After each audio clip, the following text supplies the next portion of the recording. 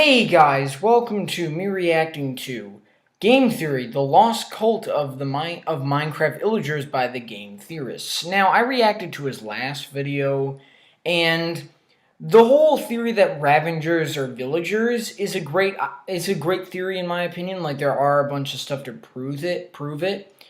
But, like, the whole idea that they're trying to recreate Steve is kind of a lose. It's not that great, honestly. That one's kind of eh.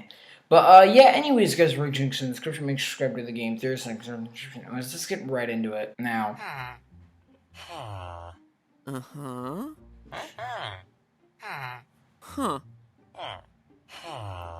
Okay? Really? These guys don't have some sort of secret language like the Endermen.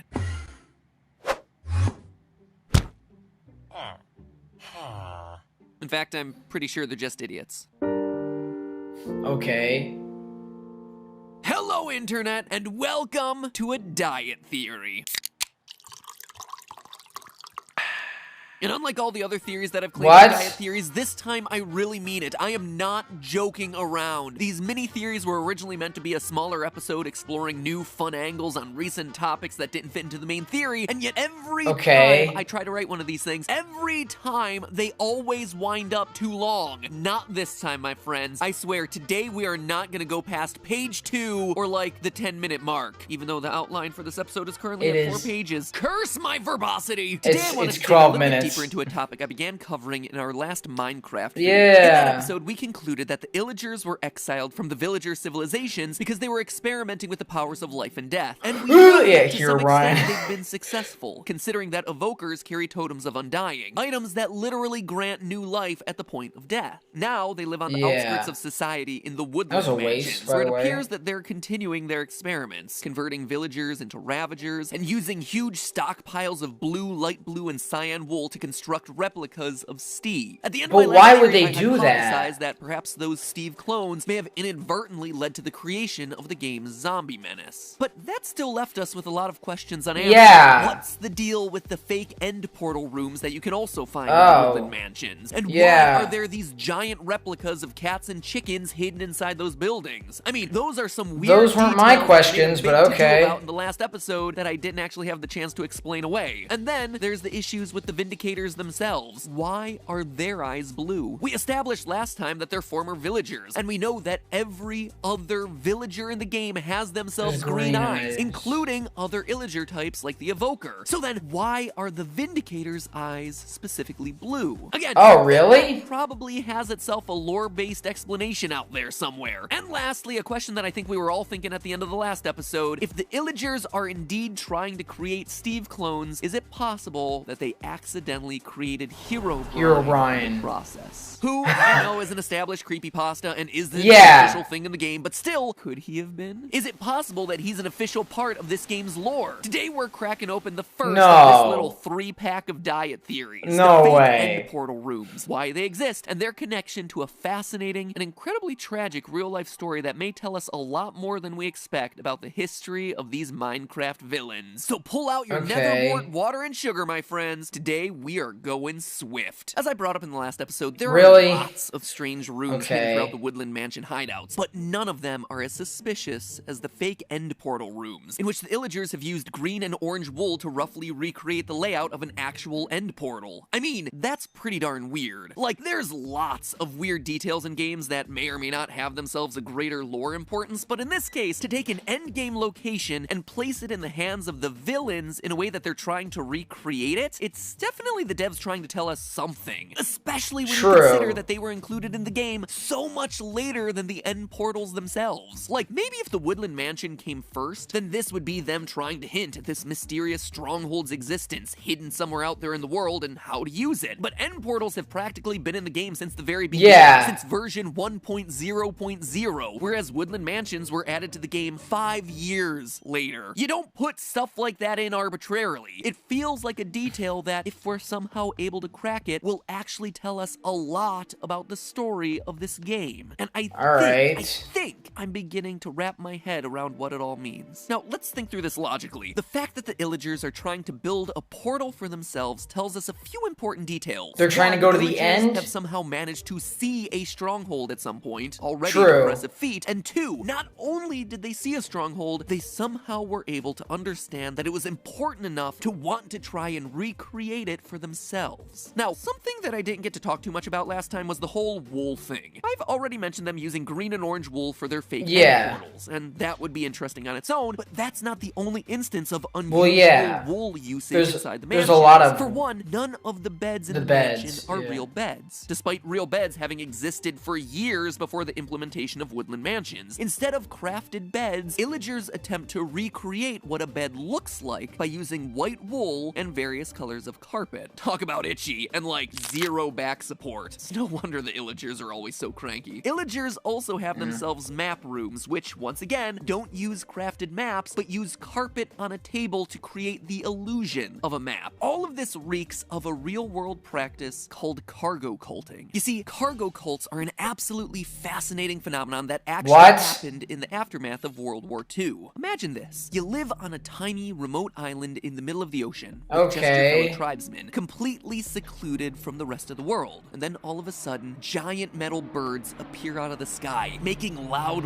roaring noises. The birds come to a stop on your island, and out of them step humans. People that look like you, but different. Different skin tones, different hair colors. And they come bringing things that you never could have imagined. Pills that save lives, clothes in bright colors and new materials, food in metal containers, objects that can take down the fiercest warriors with just the push of a button, machines that travel fast and never get tired. Sometimes they bring all these things in their flying birds. Sometimes these things just fall onto the island. While they're there, these visitors take time to build things. They clear long strips of land where their birds come and go. They put up these tall towers where they can be closer to the heavens and where they talk to themselves all day while wearing these strange ear coverings. They erect tents and shelters where they live. And then after a year or two of these visitors coming and going, suddenly the birds stop landing. Everything that came with them goes away. They were like gods, and you, not fully understanding what brought them there in the first place, try everything to get them to come back. This is exactly what happened to the small populations of indigenous people on the Melanesian islands of the South Pacific during World War II. Islands like Vanuatu, Fiji, New Guinea, and the Solomon Islands. Here they were, societies completely removed from the rest of the world, existing in their own self-contained bubbles, when all of a sudden, Japanese troops land on the island with ships and planes, carrying guns and medicines and supplies for the troops. Suddenly you're aware of an entire world out there, a world that is so far beyond where your civilization currently is. And then these people start building things like airstrips and control towers for their planes. They start airdropping supplies onto the island, causing crates of cargo to literally rain down from the heavens. Later on in the war, it would be Allied forces using these islands, bringing even more visitors and even more technology. But when the war ended and the troops suddenly stopped coming and the airdrops stopped happening, some of the villagers were rightly left confused as to why it had all ended. Some claim the reasoning was that nobody was running the airports anymore, and they started cults dedicated to rituals that involved lighting up the runways, waving signal cones around. They started to imitate the practices that they had seen the soldiers using. They carved headphones from wood and wore them in fake control towers that they built. They started to mimic the marching parades and the training drills that they had watched these visitors perform. They even used rifles that had been left behind, or when they ran out of those, they started carving new ones from local wood. They built life-sized replicas of airplanes and cut more runways into the jungles of the island, just hoping to attract more planes. I mean, these were places and practices that seemed so important to the visitors when they were on the island, so maybe doing them again would summon them back. It's a wild story, right? Whoa! When you think about it, it's pretty That's insane. These people were under the idea of, if you build it, they will come, but they never came again. Now, we obviously know that simply operating the ground section of an airport isn't going to magically summon supply drops, but to these islanders, how could they have thought any differently? Gods suddenly arrive from the heavens and then leave. And so you, not properly understanding the cause and effect of the whole thing, try to recreate the things that those visitors cared about. And thus the term cargo cult was born, meaning a group of people who perform rituals without fully understanding the real mechanisms that work behind them. Now, the reason I tell you this story is that I believe that is exactly what we're seeing with the Illagers. Yeah, they don't understand. Hold a bed, and they try to recreate it using a bunch of wool. They don't They're understand missing it, the yeah. point and about 3 wooden planks. It's just like the Islanders sitting in fake radio towers with wooden headphones. On the surface, they look the same. It is parallel, but in reality, they're completely So they don't different. understand, It's just the like how same they don't thing with understand Illager an end carpet portal. maps, and it's especially true of their fake end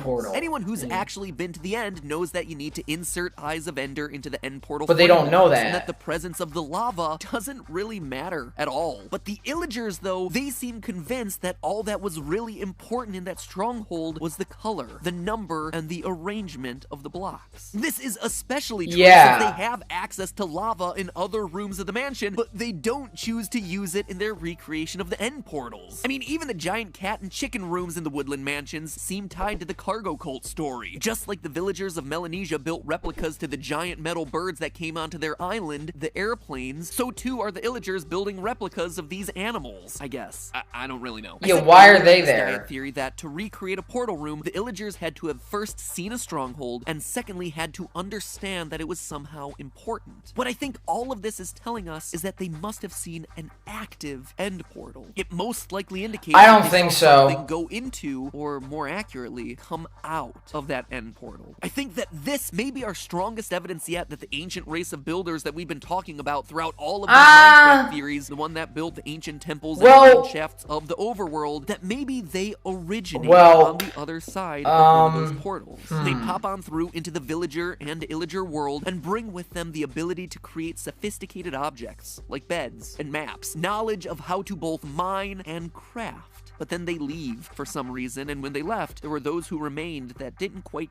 get it, and are doing whatever they can to bring them back. Again, I'm not sure, but consider the parallels to the cargo cults. Visitors arrive from another world, they bring with them technology and knowledge that allows them to make magical things, and when they leave, the villagers then mimic their actions. Like I said, I don't know if that's really what's going on here, but to me, I don't think it is the best explanation I have right now for all those random rooms and objects in the woodland mansions. Next time we crack into a diet theory, Vindicators, Herobrine, and the truth behind their eyes.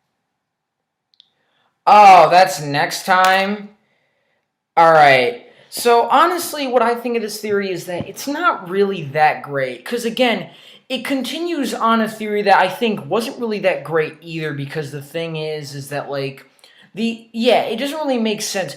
I mean, I guess if you really do think about it, apply it with this theory, it does kind of make sense that they're trying to recreate the humans that, like, brought them this stuff so that way they can get it, like, actually. So maybe that is another good evidence. Honestly, I feel like he should have brought that up, that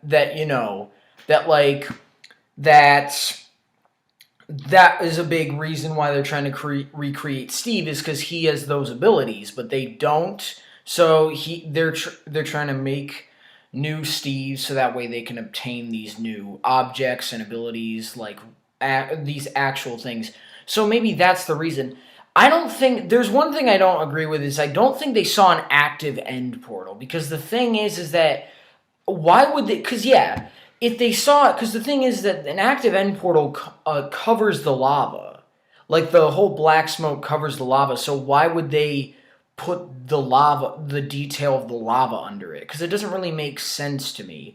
Also, he didn't really explain why the cat and the chicken were there. He kind of said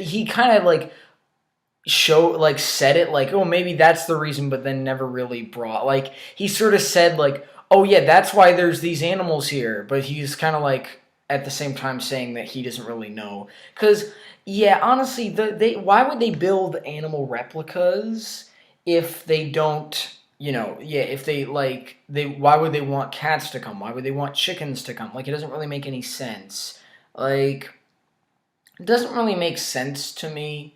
Honestly, this theory wasn't really that great because it didn't really answer that much. Like, I mean, I'm guessing the next episode is probably going to answer more stuff. But, again, it didn't really seem like it answered that much, honestly. Sort of like the last theory I said, like, it will completely change Minecraft. Like, it didn't at all, honestly. It still didn't. I'm like, oh, okay, that's fine. This isn't freaking terrifying, I guess. But, yeah, anyways, guys, enjoy, leave a like, and subscribe to my channel. See you next one. Bye!